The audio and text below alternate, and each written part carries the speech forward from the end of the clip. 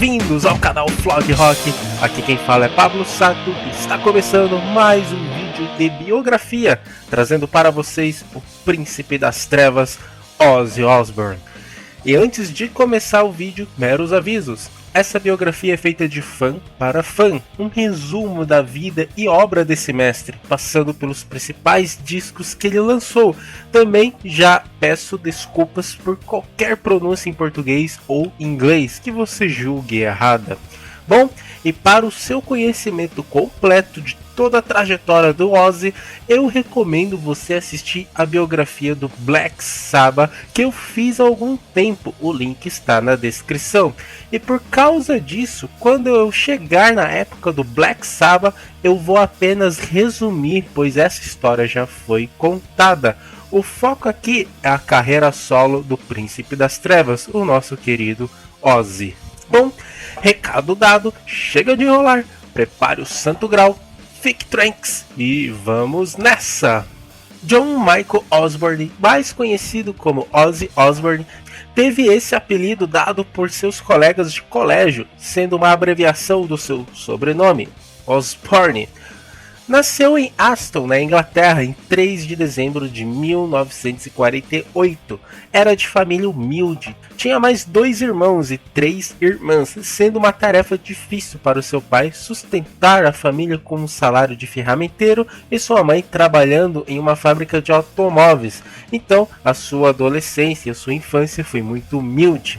Bom, e por falar na adolescência, mais ou menos na metade da década de 60, Ozzy teve a necessidade de trabalhar para ajudar nos gastos da família.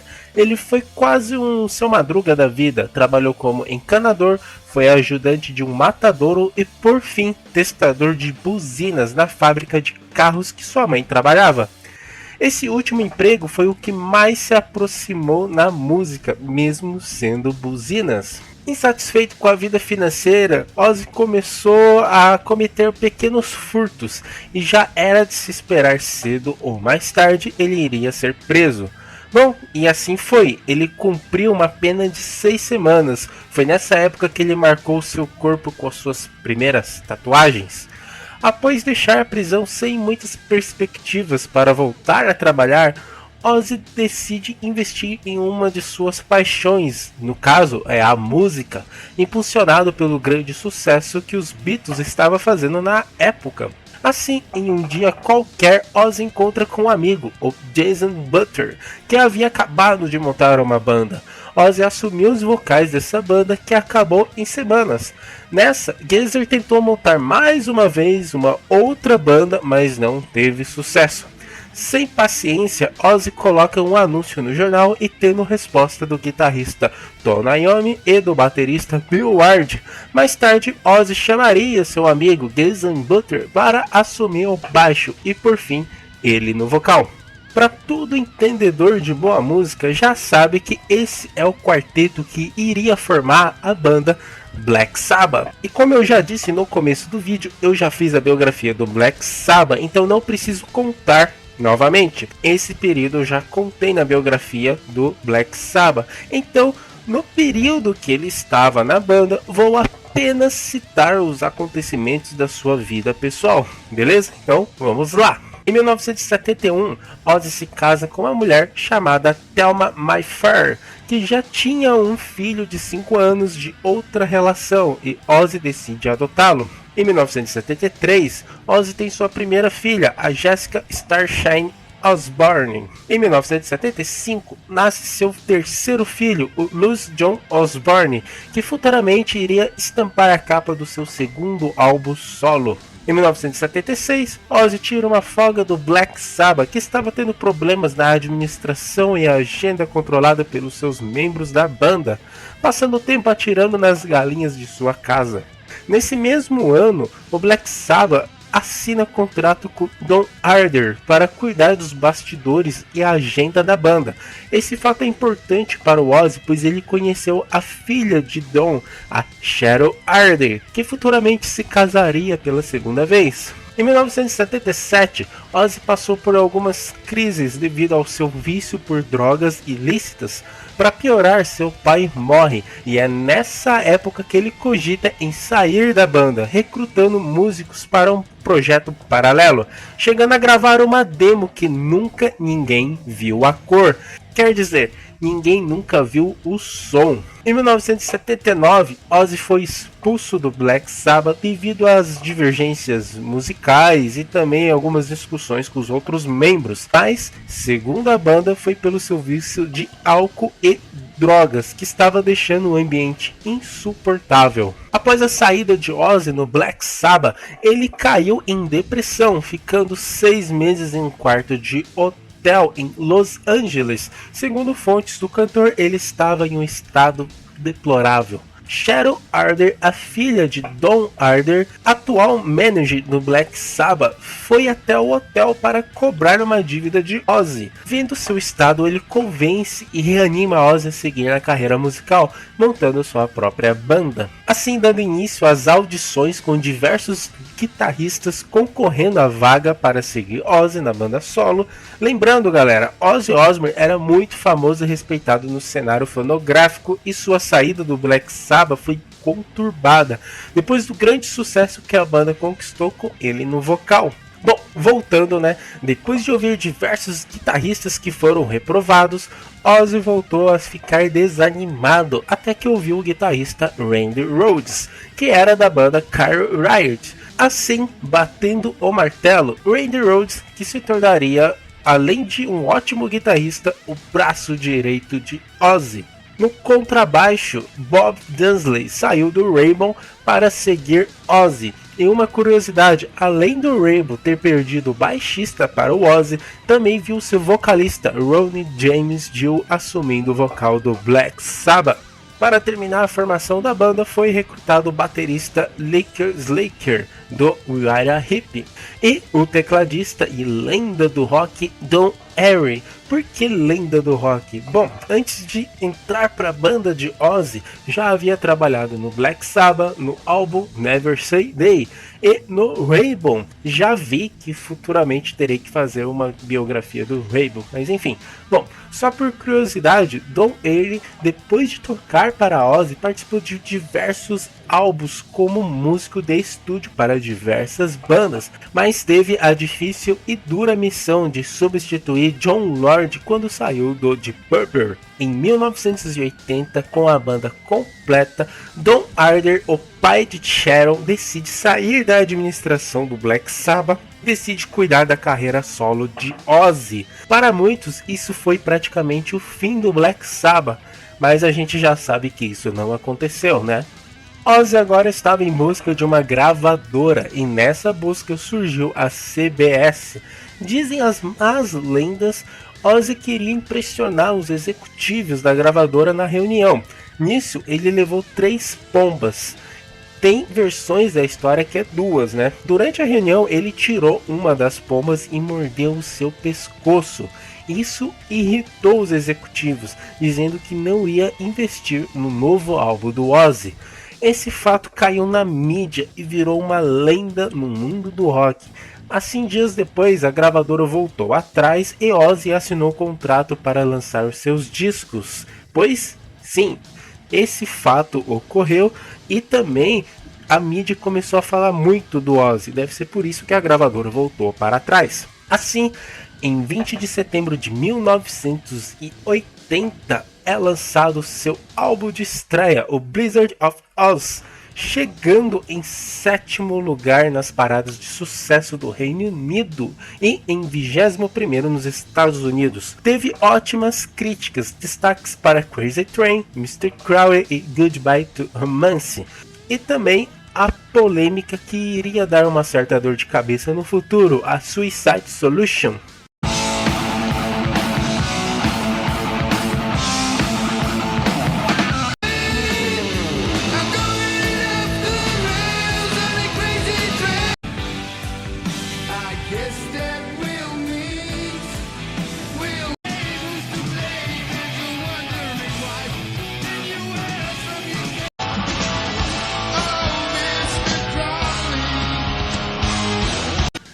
Após o lançamento do seu primeiro álbum, é claro que veio as comparações com os discos do Black Sabbath, que também lançou um álbum memorável, o Heaven Hell, e a mídia querendo colocar uma rixa entre os dois lords do heavy metal, Ozzy e Dio.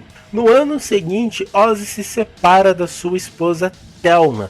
Há rumores que foi por causa da Sharon, mas enfim, em paralelo com a mesma banda, exceto a troca de tecladistas, agora John Cook assumindo essa função, a banda estava se preparando para lançar o seu segundo álbum.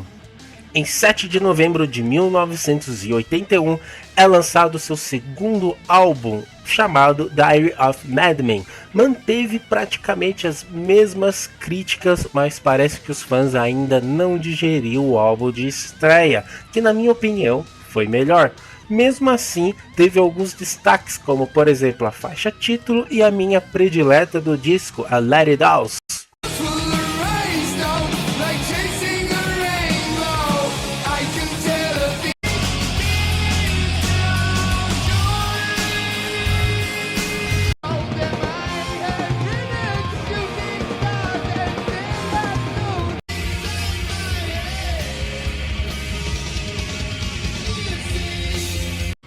O lançamento desse álbum foi um pouco conturbado nos bastidores, pois veio à tona que após as gravações, o baixista Cus Lake e o baterista Dudley saíram da banda por problemas de cachê, assim entrando o baixista Rudy Sarzo e o baterista Tom Aldridge.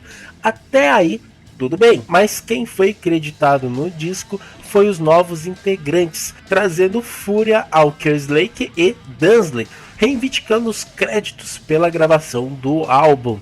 Esse processo durou muito tempo, pois os dois entraram na justiça e só teve uma conclusão mais ou menos em 1998, dando causa ganha para o Ozzy. Os shows do Ozzy passou a ser mais teatrais e em um deles, em 1982, Ozzy, que provavelmente estava meio chapado, mordeu a cabeça de um morcego. Após o show, levaram ele imediatamente para o hospital para tomar diversas injeções, entre elas a contra a raiva. A situação naquele momento era muito sério, ele realmente corria risco de vida.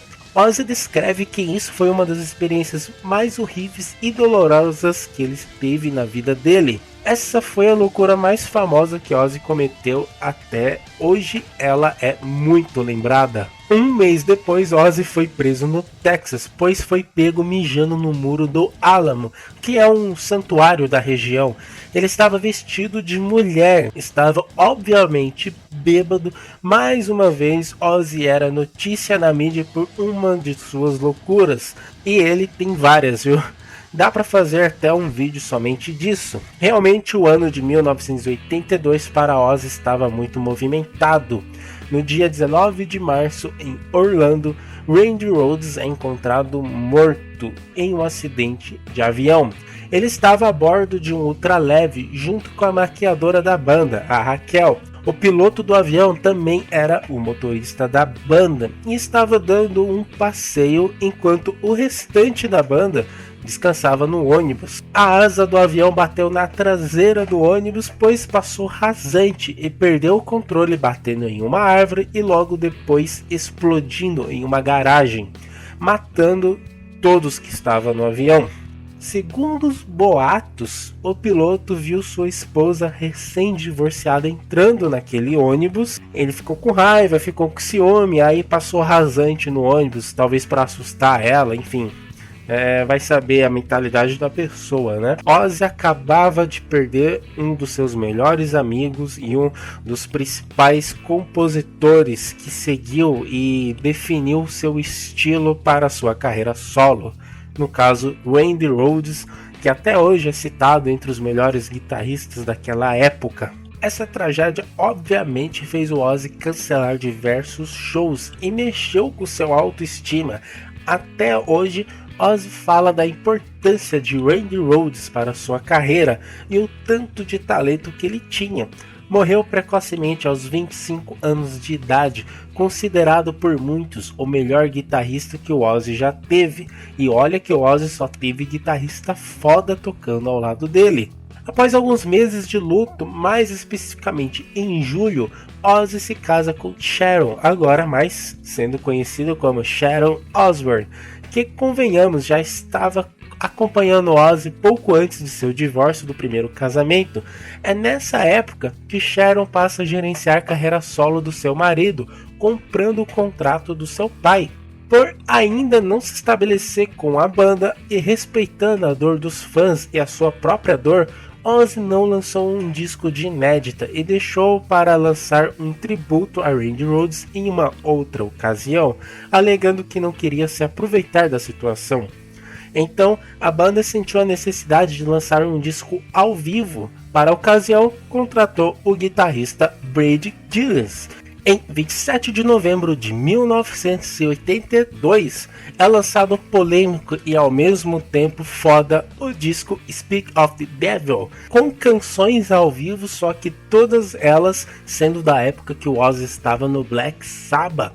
Ozzy alegou que não colocou músicas da carreira solo em respeito a Randy Rhoads, que, como já falei, não queria se aproveitar da sua morte. Como existe uma carência de um disco ao vivo, oficial e decente do Black Sabbath, Speak of the Devil foi o disco de sucesso absoluto e era o que faltava para os fãs de ambos.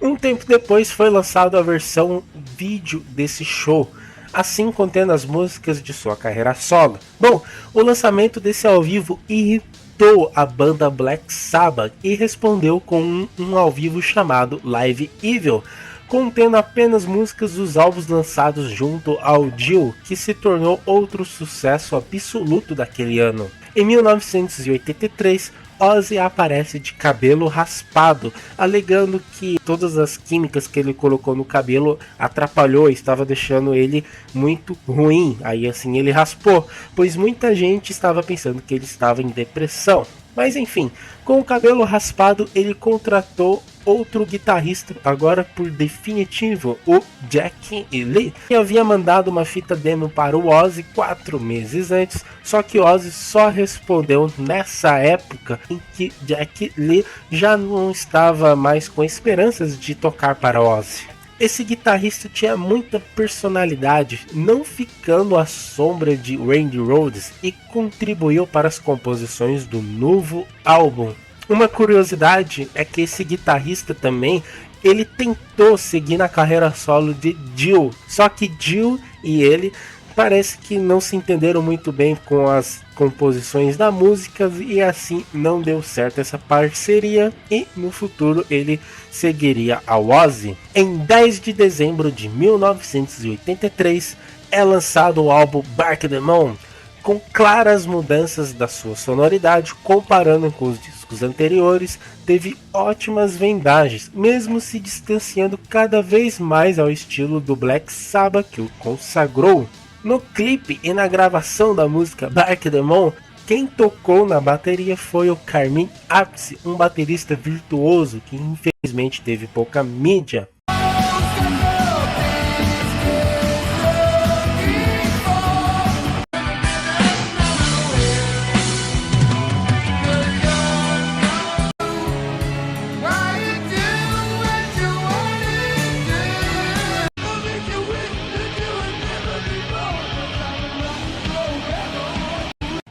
A turnê ficou marcada para Ozzy por causa do nascimento de sua primeira filha com Sharon, a Amy Raquel Osbourne. Raquel sendo em homenagem à maquiadora que faleceu no mesmo acidente de avião que matou Randy Rhoads. E também em outubro de 1984 nasceu a sua segunda filha com Sharon, a Kelly Osbourne. Por conta do nascimento de duas filhas em pouco tempo, Ozzy teve mais responsabilidade como pai e assumiu seu vício por heroína. Assim, em novembro do mesmo ano, se internou em uma clínica de reabilitação, dando uma pausa na sua carreira solo. Em 1985, Ozzy voltou a fazer shows e o mais marcante foi no Live Aid Concert, que mobilizou toda a comunidade musical para arrecadar fundos e combater a fome na África. Na ocasião, ele cantou junto ao Black Sabbath, tocando 3 músicas. É isso mesmo, eles deixaram as diferenças de lado para fazer uma apresentação memorável, mas só ficou por isso mesmo, deixando os fãs apenas na esperança de Ozzy voltar para a banda. Em 8 de novembro de 1985, nasceu o terceiro filho de Ozzy com a Sharon Osbourne, o Jack Osbourne. Ao todo, Ozzy teve 6 filhos, contando os 2 casamentos que ele teve. A banda de Ozzy teve trocas, agora conta com Phil Soussan no baixo, Randy Castillo na bateria e Mike Morrow no teclado, e ainda com Jack Lee na guitarra. Com essa formação, em 22 de fevereiro de 1986, é lançado o álbum The Ultimate Sin. Tanto a sonoridade e visual das apresentações foi fortemente influenciado pelo glam metal, destaques para a faixa título que inicia o disco e para Shot in the Dark, que foi o single de maior sucesso.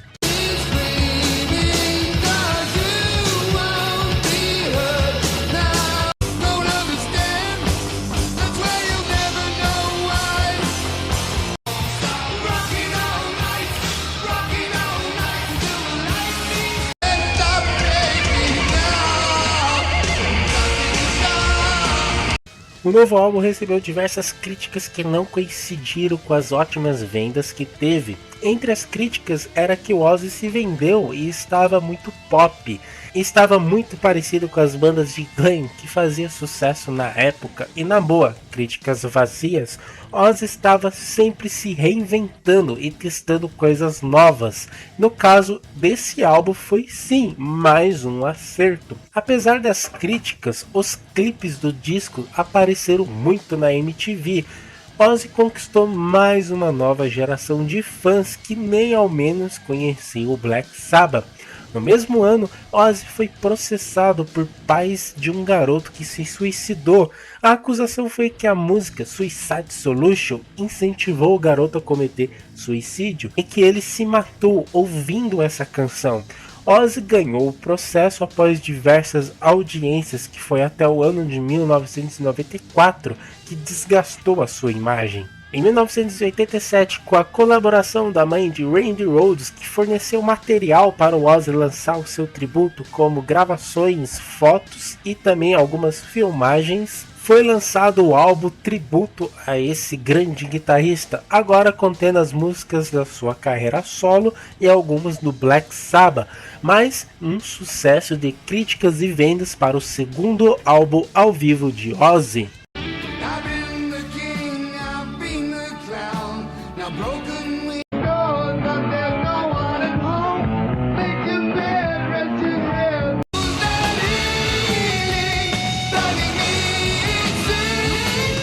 Para a gravação e lançamento de um novo álbum de inéditas que estava por vir, teve trocas na sua banda. No teclado entrou John Sinclair, no baixo Bob Dundee estava de volta.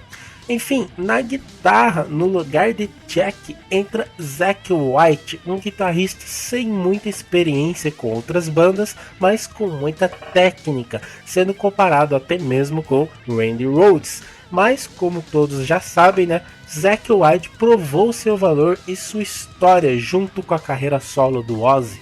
Com a nova banda, em outubro de 1988, é lançado o álbum No Rest for the Wicked, outro sucesso de vendas, tendo como destaques as músicas Miracle Man, Crazy Babies, Breaking All the Rules e a minha predileta do disco Fire in the Sky.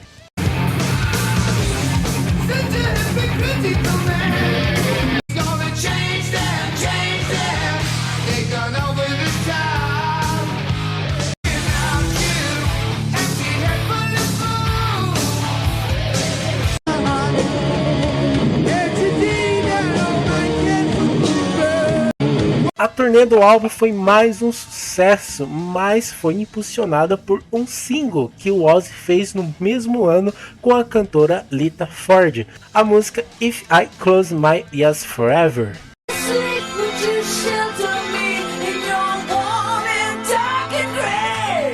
Em agosto daquele ano, Ozzy tocou na Rússia, em plena Guerra Fria, assim como outras bandas como Mötley Crüe, Bon Jovi, Scorpions e Skid Row. Ao fim dessa turnê, Guns N' Butter faz uma parceria com Ozzy Osbourne junto com a sua banda para fazer alguns shows. Nesses shows foram tocadas músicas tanto do Ozzy e do Black Sabbath, assim gerando o disco ao vivo Just Say Ozzy em 1990. Bom galera, estamos chegando no fim do vídeo e o resto da história será contada na parte 2. E tem muita coisa para ser contada. No geral, esse vídeo foi para falar do nascimento do Ozzy, sua vida pessoal quando estava no Black Sabbath, e chegamos até o final da década de 80. Enfim, espero que vocês tenham gostado dessa jossa. Críticas, sugestões e observações nos comentários. Peço desculpas se algum detalhe passou batido, então fiquem à vontade para comentar. Compartilhe esse vídeo para espalhar a santa palavra do rock.